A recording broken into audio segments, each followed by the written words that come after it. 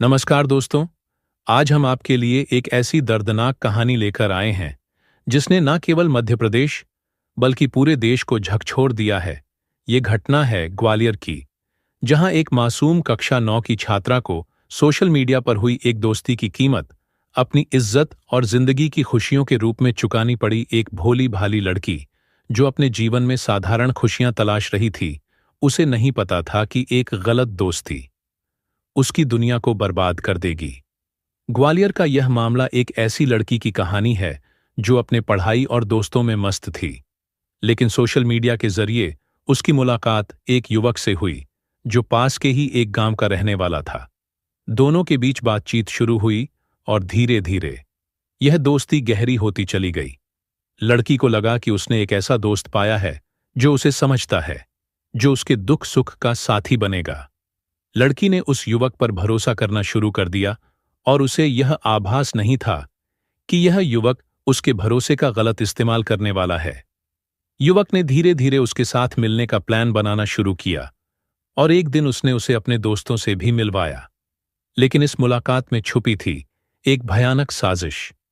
कुछ ही दिनों बाद युवक ने उसे मिलने के लिए बुलाया और लड़की इस उम्मीद में उससे मिलने गई कि यह एक साधारण मुलाकात होगी। लेकिन उसे क्या पता था कि ये उसके जीवन की सबसे भयानक रात बनने वाली थी। युवक अपने दो दोस्तों के साथ एक कार में बैठा हुआ उसका इंतजार कर रहा था। जैसे ही लड़की वहां पहुंची, उसे कार में बैठने का इशारा किया गया। लड़की ने बिना किसी झिझक के कार में बैठने का फैसला किया, क्योंकि वह युवक पर पूरा भरोसा करती थी। जैसे ही उसने कार में कदम रखा, कार का दरवाजा बंद कर दिया गया और उसके साथ जबरदस्ती की जाने लगी। यह विश्वासघात और क्रूरता का एक नया रूप था। जैसे ही car Gwalior Shivpuri national highway की ओर बढ़ी, लड़की के मन में खौफ समा गया। उसने बाहर निकलने की कोशिश की, लेकिन दरवाजा बंद था और कार की स्पीड बढ़ा दी गई। लड़की को एहसास हो गया कि वह एक जाल में फंस चुकी है। वह चीख रही थी, लेकिन उसके चारों तरफ उसकी चीख सुनने वाला कोई नहीं था।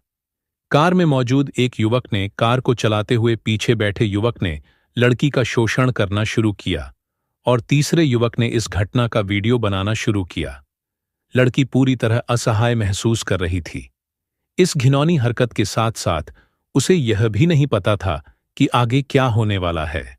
घटना के बाद तीनों युवकों ने लड़की को धमकाना शुरू कर दिया। उन्होंने उसे बताया कि उन्होंने उसकी वीडियो रिकॉर्डिंग की है और अगर उसने किसी को कुछ भी बताया तो यह वीडियो सोशल मीडिया पर वायरल कर दिया जाएगा। लड़की डर के मारे चुप हो गई और उसने अपने परिवार से भी कुछ नहीं कहा। लड़की इस मानसिक पीड़ा में रहने लगी कि अब उसकी जिंदगी का क्या होगा। उसका भरोसा, उसकी मासूमियत और उसका जीवन, सब कुछ खत्म हो गया।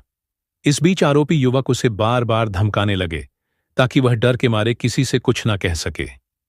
कुछ दिनों बाद लड़की ने अपनी आपबीती अपने परिवार को बताई। परिवार इस घटना को सुनकर सन्न रह गया।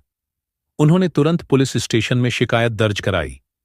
पुलिस ने इस मामले को गंभीरता से लिया और तुरंत जांच शुरू की।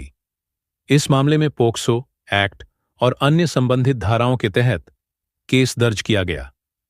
पुलिस की एक टीम बनाई गई जिसने घटनास्थल और सबूत जुटाने का काम शुरू किया। उन्होंने आसपास CCTV कैमरों की फुटेज खंगाली और आरोपियों के पहचान की कोशिश की। इसके बाद पुलिस ने आरोपियों की तलाश में छापेमारी शुरू की। पुलिस की टीम ने लगातार प्रयास किया और मामले में शामिल 2 आरोपियों को आखिरकार गिरफ्तार कर लिया। ग्वालियर ASP निरंजन शर्मा ने मीडिया को बताया कि पुलिस ने अपराध में शामिल युवकों को पकड़ने के लिए एक विशेष टीम बनाई थी, जो लगातार साक्ष्य और सुरागों पर काम कर रही थी। टीम ने दोनों आरोपियों को पकड़ने के बाद उनसे पूछताछ की, जिससे मामले के कई अहम खुलासे हुए। गिरफ्तार किए गए युवकों में एक वह था जिसने पीड़िता पर हमला किया था और दूसरा वह था जिसने पूरी घटना का वीडियो बनाया। पुलिस ने घटना में इस्तेमाल की गई कार भी जब्त कर ली। हालांकि तीसरे युवक को पकड़ने के लिए अब भी पुलिस की एक टीम काम कर रही थी। पूछताछ के दौरान पुलिस को यह भी पता चला कि आरोपियों ने इस वीडियो का इस्तेमाल लड़की को ब्लैकमेल करने के लिए किया था। उन्होंने लड़की को बार बार धमकाया कि यदि उसने किसी को इस बारे में बताया तो वीडियो सोशल मीडिया पर वायरल कर दिया जाएगा। लड़की पर इस ब्लैकमेलिंग का मानसिक और भावनात्मक प्रभाव बहुत गहरा पड़ा। आरोपी युवकों ने लड़की को धमकी दी कि यदि उसने उनकी बात नहीं मानी तो उसे और उसके परिवार को गंभीर परिणाम भुगतने होंगे। ऐसे में लड़की के पास चुप रहने के अलावा कोई विकल्प नहीं था और वह लगातार मानसिक तनाव में रहने लगी। पुलिस ने मामले की गंभीरता को देखते हुए हर संभावित दिशा में सबूत इकट्ठा करना शुरू किया। उन्होंने घटनास्थल का निरीक्षण किया और आरोपियों के फोन और सोशल मीडिया रिकॉर्ड्स को भी खंगाला। पुलिस ने घटना का हर विवरण इकट्ठा करने के लिए टेक्निकल और फॉरेंसिक विशेषज्ञों की मदद ली। इस घटना के बारे में जैसे ही सोशल मीडिया पर खबर फैली, लोगों में गुस्सा और आक्रोश फैल गया। समाज के हर वर्ग ने इस घटना की कड़ी निंदा की और दोषियों के खिलाफ कड़ी से कड़ी सजा की मांग की। लोगों में ये भावना थी कि आज के समय में हमारे बच्चों की सुरक्षा को और भी मजबूत किया जाना चाहिए। घटना ने लोगों को सोचने पर मजबूर कर दिया कि कैसे सोशल मीडिया और गलत दोस्तों आज के युवाओं के लिए खतरा बन सकती है। कई संगठनों और सामुदायिक समूहों ने पुलिस और प्रशासन से आग्रह किया कि वे इस मामले को जल्द से जल्द हल करें और दोषियों को सख्त सजा दिलवाएं। इस मामले में पुलिस ने आरोपियों के खिलाफ पोक्सो एक्ट और भारतीय दंड संहिता की अन्य धाराओं के तहत केस दर्ज किया। पोक्सो एक्ट उन मामलों में सख्ती से लागू किया जाता है जिनमें नाबालिग बच्चों के साथ यौन उत्पीड़न हुआ हो। इस एक्ट के तहत दोषियों को कठोर दम सजा दी जाती है। पुलिस ने मामले की गंभीरता को ध्यान में रखते हुए हर कदम सावधानी से उठाया और कानूनी प्रक्रिया को मजबूती से आगे बढ़ाया। उन्होंने न्यायालय में केस पेश किया ताकि पीड़िता को न्याय दिलाने में कोई कसर न रह जाए। इस पूरी घटना का असर पीड़िता पर बहुत गहरा पड़ा। वह मानसिक तनाव और भय में जीने लगी थी। उसके लिए सामान्य जीवन जीना मुश्किल हो गया था। इस दौरान उसे समाज और परिवार से समर्थन की आवश्यकता थी ताकि वह इस दर्द से उबर सके।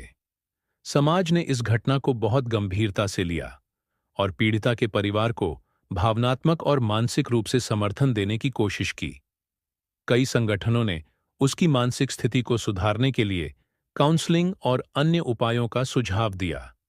पुलिस का मानना था कि इस तरह की घटना में सबूत इकट्ठा करना सबसे महत्वपूर्ण होता है, क्योंकि इससे न केवल आरोपियों को पकड़ने में मदद मिलती है, बल्कि न्यायालय में मजबूत केस भी पेश किया जा सकता है। जांच के दौरान पुलिस को और भी खुलासे मिले।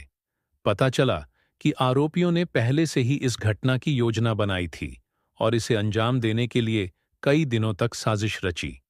ये सुनियोजित अपराध था जिसमें उन्होंने लड़की को फंसाने की पूरी तैयारी कर रखी थी। पीड़िता के परिजनों ने इस मामले को लेकर समाज से और पुलिस से न्याय की गुहार लगाई।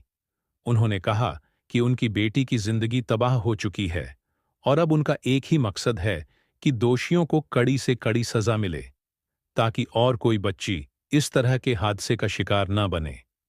इस मामले को न्यायालय में पेश किया गया, जहां पुलिस ने पूरी जांच रिपोर्ट और सबूत प्रस्तुत किए। न्यायालय ने इस मामले को गंभीरता से लिया और जल्द से जल्द न्याय दिलाने का आश्वासन दिया। ये घटना समाज के लिए एक चेतावनी थी। इसने बाल सुरक्षा को और मजबूत बनाने की दिशा में जागरूकता बढ़ाई। समाज में ये बात उठी कि बच्चों को सोशल मीडिया के खतरों से सतर्क किया जाए और सही मार्गदर्शन दिया जाए। आखिर में समाज को न्याय की उम्मीद है। पीड़िता और उसके परिवार को इस कठिनाई से उबरने के लिए समाज का समर्थन आवश्यक है। यह कहानी यह संदेश देती है कि हमें समाज में सुरक्षित वातावरण बनाने के लिए हर संभव प्रयास करना चाहिए, ताकि हमारे बच्चे सुरक्षित रहे। अगर आपको हमारी यह कहानी और हमारा प्रयास पसंद आया हो, तो कृपया हमारे चैनल स्टडी विद पिंटू को सब्सक्राइब करें। हम इसी तरह समाज में घटित सच्ची घटनाओं को आपके सामने लाने का प्रयास करते हैं, ताकि आप सच से रूबरू हो सके और समाज में जागरूकता फैला सके। मिलेंगे ऐसे ही अच्छी वीडियो के साथ। पिंटू कुमार को दीजिए इजाजत। नमस्कार। जय भीम, जय भारत, जय जवान, जय किसान।